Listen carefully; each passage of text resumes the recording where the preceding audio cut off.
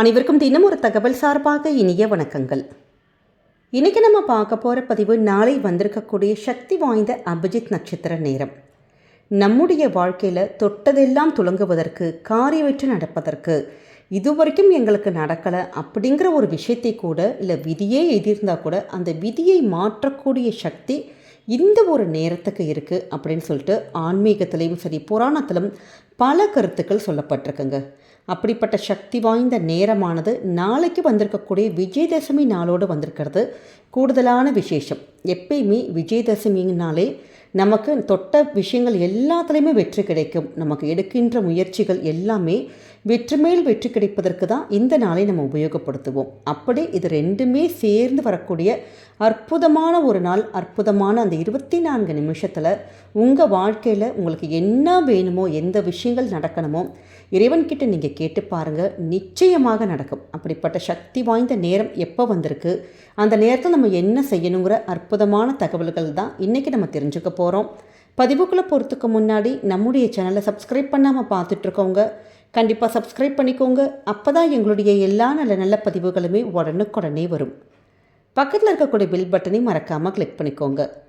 இப்போ பதிவை தெரிஞ்சுக்கலாம். எல்லாருக்குமே 27 நட்சத்திரங்கள் தாங்க தெரியும். ஆனால் ஜோதிடத்தில் சொல்லப்பட்டுள்ள சூக்ஷ்மமான 28வதாக உள்ள நட்சத்திரம் தான் அபிஜித் நட்சத்திரம். இது மகர ராசியில் அமைஞ்சிருக்கு.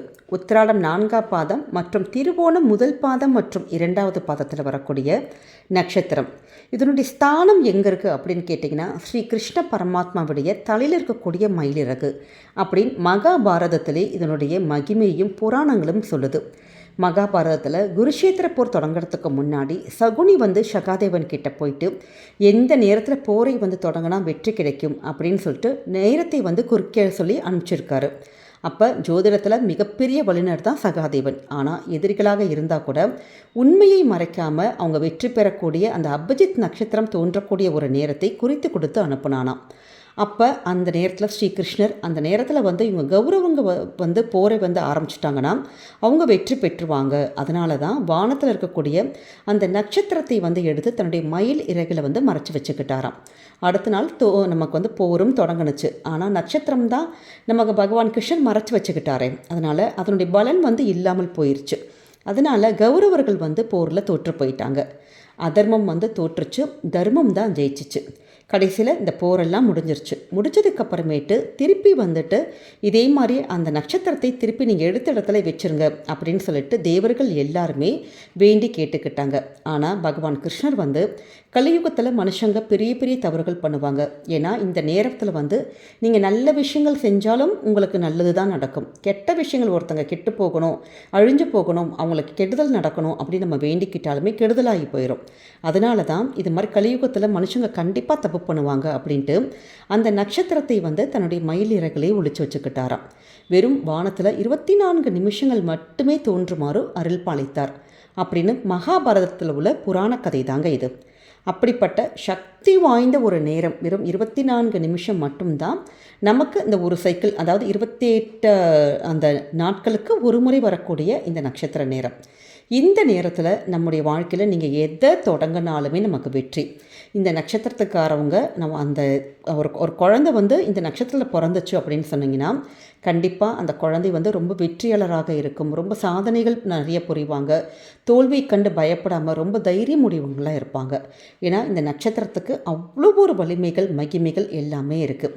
இந்த காரியத்தில் தொடங்கக்கூடிய எந்த ஒரு காரியம், ஒரு பிஸ்னஸ் ஆரம்பிக்கலாம், வேறு ஏதாவது புதிய முயற்சிகள், கல்வி, அப்படி எந்த ஒரு விஷயங்கள் நீங்கள் ஆரம்பித்தாலுமே கண்டிப்பாக நமக்கு எந்தவித தோஷங்கள் இருக்காது. ஏன்னா சில நேரம் ராகு காலம் யமகண்டம் நேரத்தில் கூட இந்த நேரம் வரும்.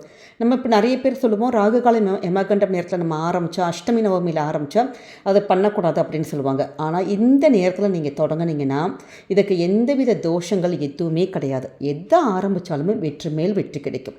அப்படிப்பட்ட சக்தி வாய்ந்த ஒரு நேரம் தாங்க இந்த நேரம். இந்த நேரத்தும் நமக்கு நாளைக்கு எப்போ வந்திருக்கு அப்படின்னா, காலையில் 9:01 மணிலேருந்து காலையில் 9:25 மணி வரைக்கும் இருக்குது.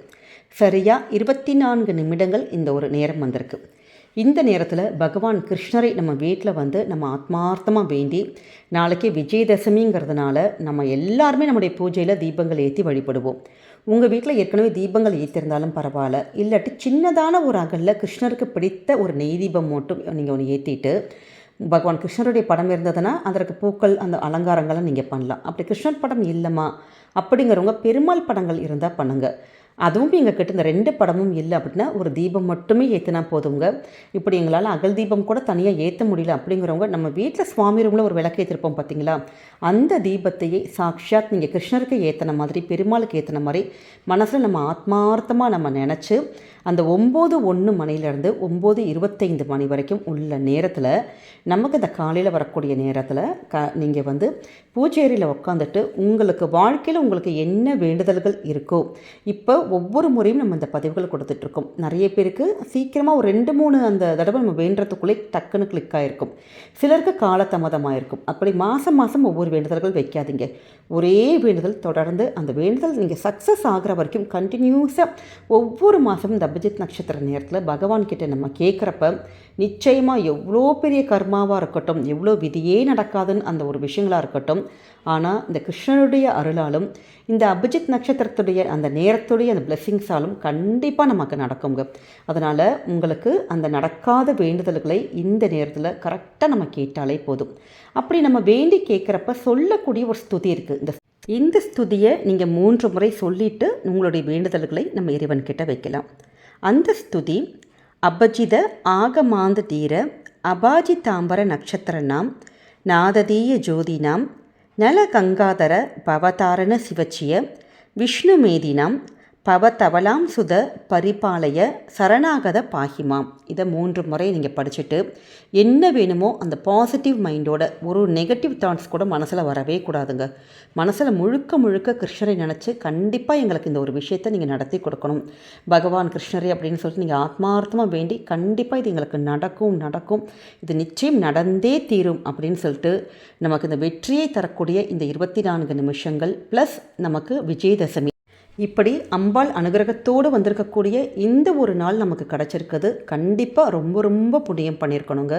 நிச்சயம் இறைவன்கிட்ட நீங்கள் உங்கள் பிரார்த்தனை வைங்க. மறக்காமல் 2 துளசி இலைகள் மட்டும் பஞ்சபாத்திரத்தில் தண்ணி வைப்போம் பார்த்தீங்களா, அதில் 2 துளசி இலைகள் நீங்கள் அதில் போட்டு வைக்கலாம். இல்லாட்டி அந்த தீபத்துக்கு நீங்கள் வைக்கலாம். இல்லாட்டி கிருஷ்ணருடைய படம் இருந்ததுன்னா அந்த படத்துக்கு 2 இலை வச்சுட்டு நீங்கள் உங்கள் வேண்டுதல் வைக்கலாம். சுவாமிக்கு நிவேதனமாக 2 கல்கண்டு வச்சா கூட போதும், இல்லாட்டி இந்த துளசி இலைகளே தாராளமாக போதும்.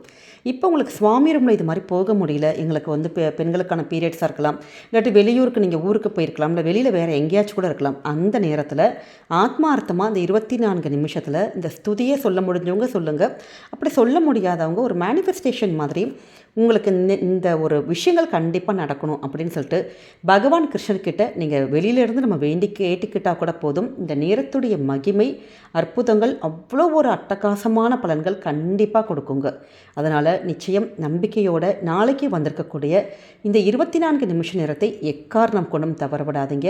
உங்கள் வாழ்க்கையில் அடுத்த ஒரு ஸ்டெப் எடுக்கிறதுக்கு வெற்றி மேல் வெற்றி கிடைப்பதற்கு இந்த சரியான நேரத்தை சரியான முறையில் கண்டிப்பாக பயன்படுத்திக்கோங்க. நிச்சயமாக உங்களுக்கு என்றைக்குமே நல்லது மட்டுமே தாங்க நடக்கும். நம்முடைய கமெண்ட் செக்ஷனில் ஓம் கிருஷ்ணாய நமக அப்படிங்கிற அற்புதமான கிருஷ்ணனுடைய மந்திரத்தை பதிவிடுங்க. வாழ்க்கையில் எல்லா விஷயங்களுமே உங்களுக்கு வெற்றிகரமாகவே முடியும். இந்த பதிவு கண்டிப்பாக உங்கள் எல்லாருக்குமே பிடிச்சிருக்கும்னு நினைக்கிறோம். பிடிச்சிருந்தால் மறக்காமல் ஃப்ரெண்ட்ஸ் அண்ட் ஃபேமிலி மெம்பர்ஸ் எல்லாருக்குமே ஷேர் பண்ணுங்கள். அவங்களும் இதை பார்த்து பயன்பெறட்டும். நம்முடைய சேனலை நீங்கள் இப்போ வரைக்கும் சப்ஸ்கிரைப் பண்ணாமல் பார்த்துட்ருக்கீங்கன்னா கண்டிப்பாக சப்ஸ்கிரைப் பண்ணி உங்களுடைய ஆதரவுகள் சப்போர்ட்டுகள் என்றைக்குமே எங்களுக்கு கொடுக்கணுங்க. மீண்டும் வேறொரு நல்ல பதிவோடு உங்களை சந்திக்கிறோம். நன்றி, வணக்கம்.